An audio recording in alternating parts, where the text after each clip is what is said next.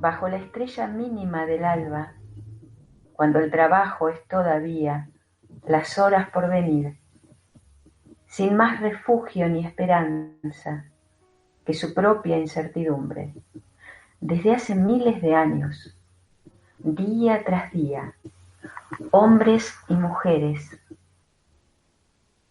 cantan. Como ustedes saben, estamos haciendo estos viajes literarios virtuales por todo el país. También nos fuimos por algunos países también de Latinoamérica. Llegamos hasta Europa inclusive. Y hoy volvemos al conurbano bonaerense, ahí justamente en la provincia de Buenos Aires. Estamos en Muñiz y acaban de escuchar a Valeria Parizo, que nos compartió un poema y por supuesto le damos la bienvenida. Valeria, ¿cómo estás? ¿Cómo está Juan Manuel? Muchas gracias por la invitación. Bueno, un placer que podamos compartir este rato de charla, una charla distendida y algunos poemas tuyos, por supuesto. Como Uh-huh. me Acá contaste, estamos. así es, y en cuarentena. Como me contaste así brevemente, vamos a llamarlo como Uh-huh. siempre el fuera de aire, me dijiste esto que Ajá. nacida, criada y con las raíces ahí en Muñiz, y entonces me quiero remontar a cuando empezaste con los primeros esbozos de lectura, de escritura. ¿Qué autores, qué autoras estuvieron presentes ahí en esos primeros momentos tuyos? Eh, Mira, tengo registro desde los 8 años de Ujú. intentos de escritura de poemas. En mi casa no había muchos libros de poesía, estaba sí libros de Alfonsina y libros de Lorca. Esos fueron si te tengo que decir, como los primeros acercamientos míos a la poesía. No había tantos libros en mi casa y los que había por ahí no estaban tan al alcance de la mano, o sea, era algo como que se cuidaban mucho los libros y no estaban disponibles hasta cierta edad, suponete, qué sé yo, ya cuando fui adolescente, ahí sí ya mi papá me prestaba sus libros de Alfonsina o sus libros de Lorca, y en el medio se cruza una abuela, una abuela materna, digo se cruza porque vivió un tiempito con nosotros cuando quedó viuda, que me recitaba de memoria poemas de Alfonsina. Y me llamaba mucho la atención porque Amelia era vieja, re vieja, pero recontra vieja, y muy frágil, muy frágil, con una artritis creo que se llama, deformante, y sin embargo, cuando recitaba Alfonsina, tenía una lucidez y tenía una luz que se ve que a mí me traspasó. Y mirá las cosas de la vida, me entero muchos años después, ya siendo adulta yo, que la mamá de mi abuela, Amelia, se llamaba Alfonsina también. Qué hermoso esto que nos compartís, cómo se hace ese trazado, ¿no? Familiar, porque seguramente, más allá de que por supuesto a tu abuela le gustaría la poesía de Alfonsina Storni, también era una manera de evocar a tu bisabuela, a su mamá. Entonces, Exactamente, estaba ahí presente exactamente. Yo es ese amor. como un cifrado, porque yo eso no lo supe hasta mucho después. Yo no supe que mi bisabuela se llamaba Alfonsina hasta muchos años después. Qué maravilla, ¿no? Hermosa esa transmisión de ese bien preciado. Y también lo quiero traer a tu papá, porque el bien preciado eran esos libros que eran como en las casas de antes, los adornos caros, el que Exactamente, se dejaba la vajilla exactamente, para usarla en las fiestas y esas cosas. Bueno, tal ah, cual, tal cual. Y esos libros no se podían tocar porque eran de papá, tal claro. cual, era así. Pero bueno, después, ya te digo, cuando fui adolescente, bueno, ya ahí me permitían leerlos y los sabía casi de memoria, porque no había tanto de poesía en mi casa. Entonces, no, otro que había, los poemas del mío Cid, eso también estaba, que mi mamá no le gustaba, para ella había sido, me decía que era una mi mamá maestra, ¿no? Pero que había sido una tortura para ella leer los poemas del mío Cid. Y para mí era la gloria. Para mí todos los poemas épicos eran maravillosos. Claro, sí, es que viste que hay lecturas que depende de dónde las conozcas y quién te las dé, como la vida misma, ¿no? Cuando vas encontrando cosas, pero ¿cómo? Ponele, no te va a gustar tal película que es tan maravillosa, que tiene esto y lo otro, y capaz que te dicen, sí, pero justo me la recomendó tal que no lo puedo ni ver. Te hablo con un ejemplo que siempre pasa, pero qué bueno que a vos con el Cid te haya pasado eso, y ahí te voy a enganchar la pregunta que por lo que veo siempre hubo en ese momento una relectura, pero sobre todo porque era lo que tenías a mano. Entonces yo quiero Exacto. saber si vos lo has ido aplicando a eso a través del tiempo, a las relecturas de esas nuevas autoras y esos nuevos autores que fuiste conociendo a través del tiempo, si lo seguís ahí con algún libro repetido, entre comillas, que sigue en la mesa de luz, en alguna biblioteca y que volvés a ellos. Yo tengo libros a los que vuelvo siempre, que creo que la poesía a mí me da eso, ¿no? Como la seguridad de saber que a ese libro voy a volver. No me pasa con la narrativa. Novela me cuesta un montón leer, me gustan mucho los cuentos, pero con la poesía me pasa que vuelvo, una y otra vez vuelvo a Lorca, vuelvo a Alfonsina, vuelvo a Antonio Gamoneda, a Vilarinho. Tengo autores a los que vuelvo siempre. A Pizarnik muy cada tanto. Tengo que estar muy bien de ánimo para leer a Pizarnik, porque viste que si a Pizarnik la lees cuando estás mal, te hace pelota. O sea, a Pizarnik hay que leerla cuando uno está bien de ánimo. Sí, sí, sin duda alguna. Eso creo que es un Uh-huh. consenso de todos los que alguna vez la leímos. Este es el consenso tácito de que hay que leerla con el estima bien arriba. Tal cual, tal cual.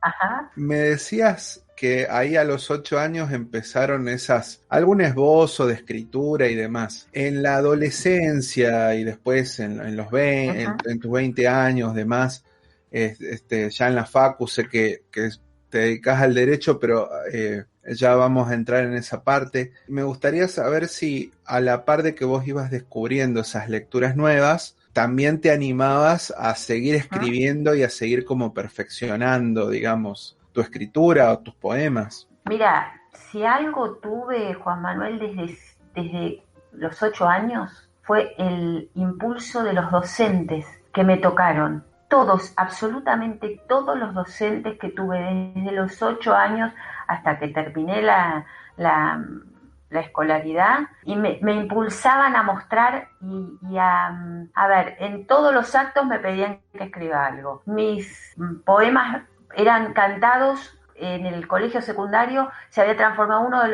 los poemas, se había transformado en el himno que se cantaba después del himno del colegio. O sea, cosas que vos decís, ¿cómo pasaba eso? Yo mirándolo ahora, ¿no? En un colegio, yo hice toda mi educación en escuela pública, en un colegio que era multitudinario. Y después de poner la marcha al colegio ponían este poema que otro compañero le había puesto música, Juanjo Castro le había puesto acá, y todo el colegio lo cantaba. A mí siempre me pasó eso de que circulaba lo mío.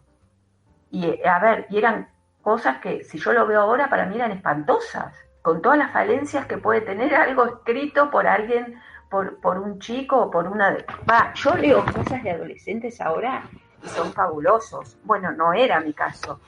Yo se ve que siempre fue como un intento, una perseverancia, algo veían los docentes que siempre me celebraban lo que escribía y lo mostraban. Y mira, tengo el recuerdo, yo soy del año 1970, ¿no? Nací en el 70. En el 78 fue el mundial acá, ¿sí? Y Sí. yo tengo el recuerdo que fue la primera vez que me hicieron leer en público un poema en el colegio. Fue la primera vez que tuve, ¿qué pude haber escrito a los 8 años? Decime. O sea, ¿me entendés? ¿Qué pudo haber sido? Lo único que recuerdo era la imagen de que yo decía que la gente parecían sapos saltando en la cancha, que para mí era una cancha llena de sapos. Es lo único que recuerdo. No tengo ese poema, pero recuerdo esa imagen de toda la gente saltando en la cancha y que para mí tenía el mismo movimiento de los sapos. Mirá vos, me quedé ahí pensando, bueno, en esa Valeria niña que veía en ese fútbol, pero también me quedo pensando en que ahora me quedo con las ganas de que aparezca ese poema para que lo puedas compartir, aunque sea el pedacito que se pueda, porque sé que generalmente la gente que escribe lo primero que escribe y medio que o desaparece o queda guardado bajo llave. No, yo tengo, Juan Manuel, mira, yo tengo espíritu incendiario con respecto a mi poesía. La mayoría de lo mío va a parar al asado el domingo. Quemo todo lo que no me gusta, hago una pila y voy y con eso se prende el fuego el domingo. No es que guardo para que no se vea, lo quemo directamente. Así que de eso no tengo, de ese poema no tengo registro, pero no porque lo quemé, sino porque realmente se ve que a esa edad no tenía idea de guardar mis poemas. Recién a partir de los 11 años tengo poemas escritos de puño y letra ya guardados, sistematizados. A partir de los 11 años sí empecé a copiar en un cuaderno Gloria los poemas que yo escribía. Ah, bien, bien, o sea que algo hay en ese, o sea, el cuaderno sí está.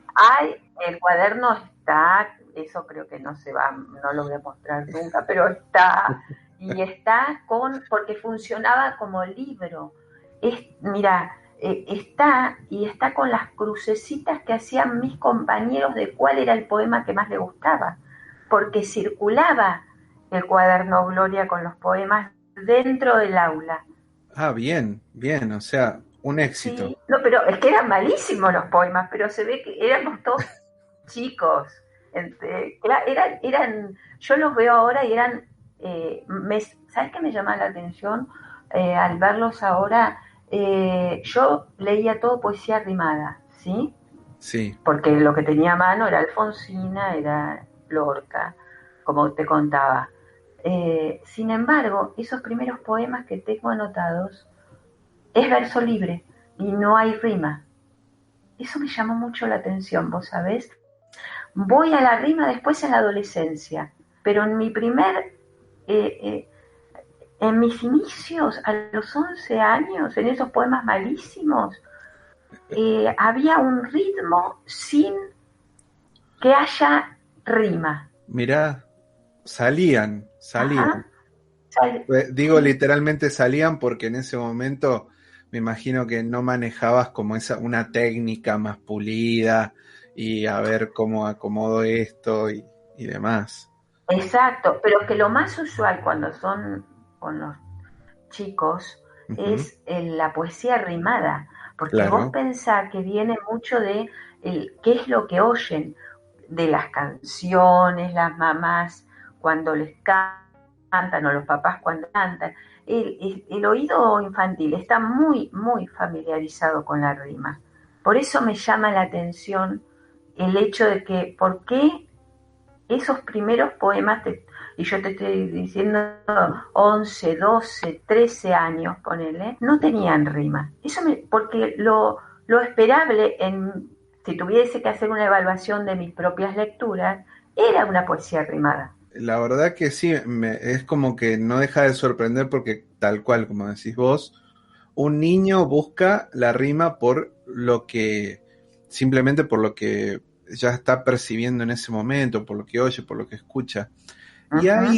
Y ahí justo viene justito para preguntarte si seguís, por ejemplo, te veo ahí en las redes que bueno, ahora por supuesto que con la pandemia no, pero te veía siempre viajando por diferentes pueblos de ahí de Ujú, la provincia y ujú. del país también. Me gustaría saber si seguís evocando a esa Valeria niña para escribir después con lo que observás, con lo que percibís, con lo que presentís en esos viajes. Para mí los viajes son absolutamente inspiradores. Y cuando digo viajes, no estoy, a ver, sí, obviamente un viaje, no sé, a Italia, a España, siempre es bienvenido, ¿no? Pero cuando digo viajes, a veces a mí me pasa, suponete Mascarón de Proa, que es el segundo libro de la trilogía, surge a partir de haber ido a conocer el Museo de Quinquela Martín en La Boca. Eh, yo cuando entré a ese museo y vi los mascarones de proa, nunca había visto un mascarón de proa en vivo, quedé tan impactada, me pareció algo, me pareció que estaban vivos, eh, realmente me conmocionó y tiempo después escribo Mascarón de Proa. En general, y eso me di cuenta también, suelo darme cuenta un poco tarde de las cosas yo, pero esto también me di cuenta mucho tiempo después, que los viajes actúan como disparadores para mi escritura. Mientras viste que vos comentabas que soy abogada, ¿no? Bueno, hasta hace 2 años yo ejercía como abogada. Desde hace 2 años estoy de lleno con la literatura. Y yo era abogada de familia, hacía familia y sucesiones. Con lo cual, para mí era absolutamente inspirador lo que me contaba la gente. Más allá de la parte legal que yo veía y que era importantísimo y que por eso venían, aprendí un montón sobre la naturaleza humana cuando tiene que ver la parte afectiva. Las historias familiares, qué pasa cuando una pareja se rompe, qué pasa cuando hay pérdidas, cómo reacciona uno, cómo reacciona el otro. Yo tuve ahí una cantidad de experiencias que no porque las viví, sino porque las escuché, que para mí fue un material exquisito de trabajo para la poesía. Me imagino que sí, me quedo pensando justo cómo se extrae, muchas veces vos hablas de la naturaleza humana, supongo que mayormente lo que, por supuesto, porque le digo yo, si te dedicas a la parte del derecho, justamente has ejercido como abogada, y la mayoría de las cosas creo que las has trabajado desde el dolor, me imagino, ese dolor ajeno, Uh-huh, y a la vez uh-huh, alguna, de cuando se resuelve algo, alguna cuota de esperanza, algún tipo de alegría. Entonces, qué uh-huh. interesante cómo en eso que parece tan, esa charla que puede resultar tan fría en el sentido de que hay que abocarse a lo legal y demás, se pueden extraer cosas maravillosas poéticamente hablando. Maravillosas, sí, sí, porque el que te viene a plantear la situación, una situación de un divorcio, de un, de un papá que no puede ver a sus hijos, de una viuda que, no sé, que de alguien que quedó viudo recientemente, realmente desarmado, viene desarmado.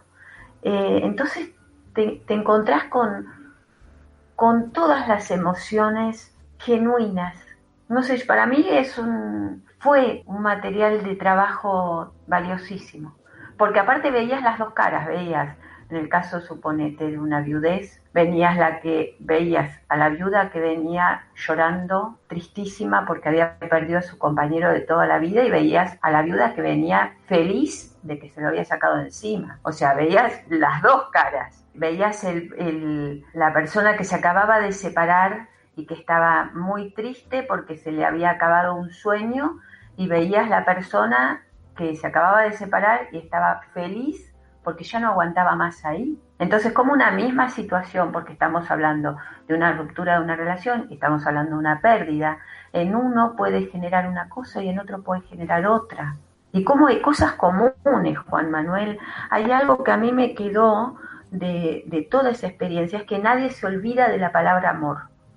Nadie se olvida de la palabra amor. Cuando uno le dice al otro que hay amor, te puedes olvidar de cualquier cosa, pero de las personas que te dijeron que te amaban, es muy difícil que uno se olvide de eso.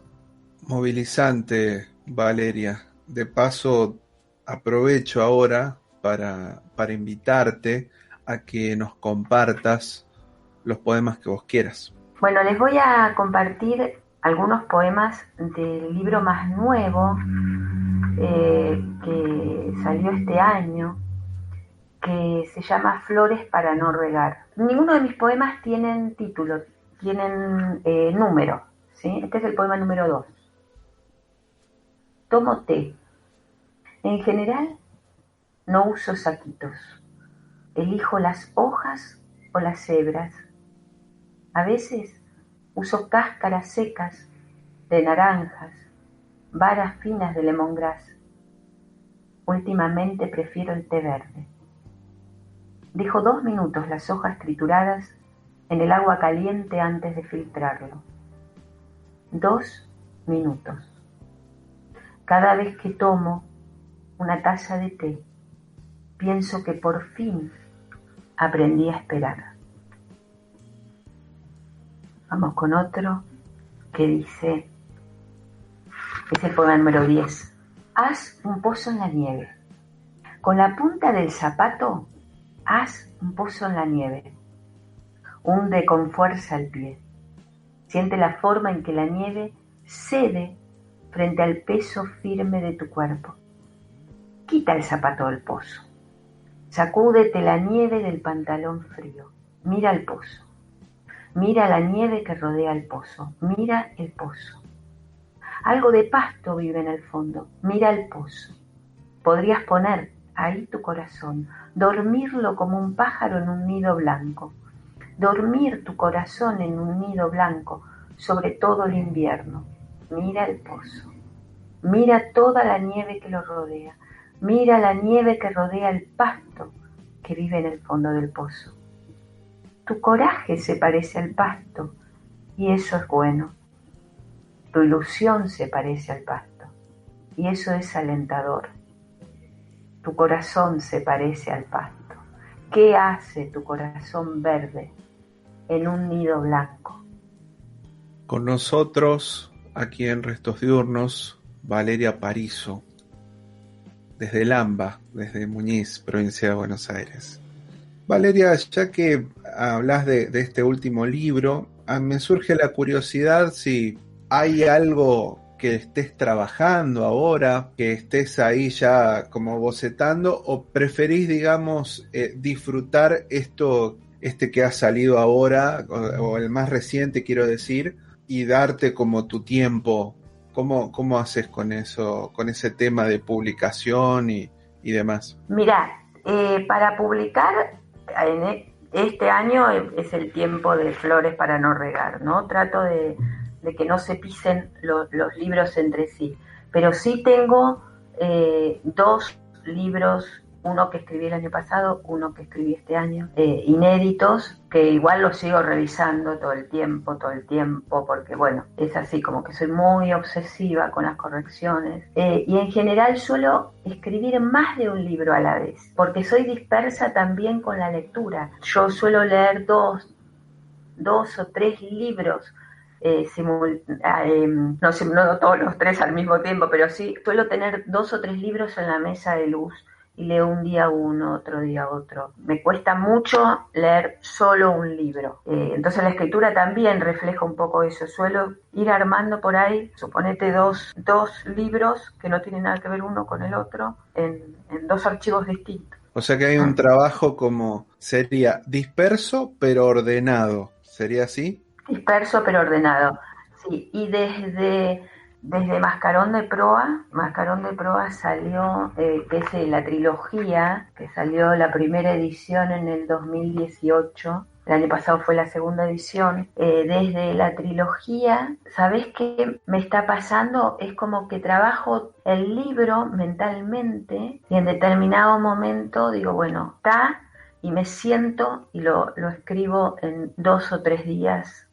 donde no me levanto ni para comer. Mirá qué interesante. Ujú, Sí, ujú. eso que te va atrapando, te atrapa y no reconoces horarios para nada, solamente para la poesía. Nada, tal cual, tal cual. En la trilogía, el primero, Uva Negra, porque a partir de la trilogía se empieza a desplegar, yo siento que hubo un quiebre en mi escritura, que empezó a esbozarse con Trisa, que fue publicado por una editorial cordobesa de todos los mares, una editorial divina de Gerardo Coccio. Ya ahí había en Trisa 3 poemas dentro de Trisa que marcaban, para mí marcaron como hitos donde yo digo que era como el germen de lo que iba a venir después, ¿no? Son 3 poemas que cuentan 3 historias diferentes en un solo poema. Y a partir de ahí, cada libro de los que fueron saliendo mío cuenta una historia, donde vos podés leer cada poema